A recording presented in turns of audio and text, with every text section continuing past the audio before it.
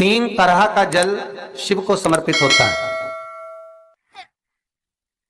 और वो तीनों तरह के जल का अलग अलग भाव है महाराज।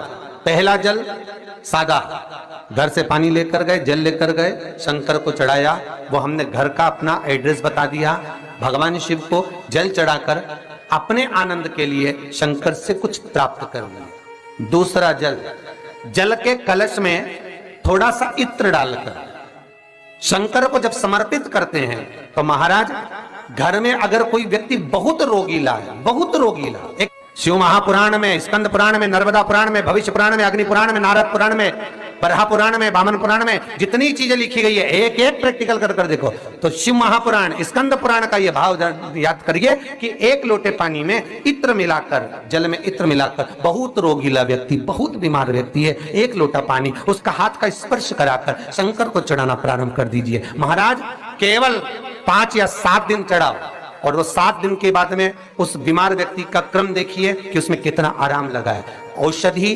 दवाई काम करना प्रारंभ करी कि ना करी। केवल इत्र समर्पित, इत्र का जल।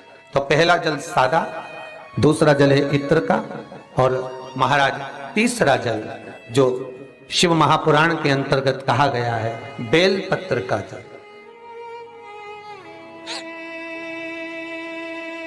तीसरा जो जल है वो बेलपत्र का जल। बेलपत्र का जल कैसा?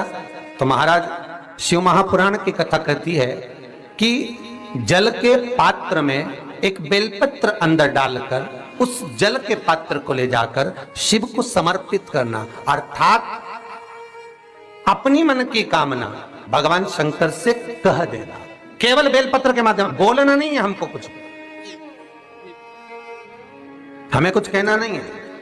3 तरह का जल का जो व्याख्यान वर्णन किया गया, एक सादा जल जो भगवान को कहा, आपने अपना एड्रेस बता दिया, आपने अपने मन का भाव बता दिया। इत्र का जो जल चढ़ाया गया वो केवल रोग मुक्ति के लिए चढ़ाया गया। और तीसरा बेलपत्र, अगर उस जल में एक बेलपत्र भी पड़ी हुई है और वो बेलपत्र पड़ा हुआ जल आप जिस भाव से चढ़ा रहे हो, जिस कामना से चढ़ा रहे हो, शंकर वो कामना आपकी पूर्ण कर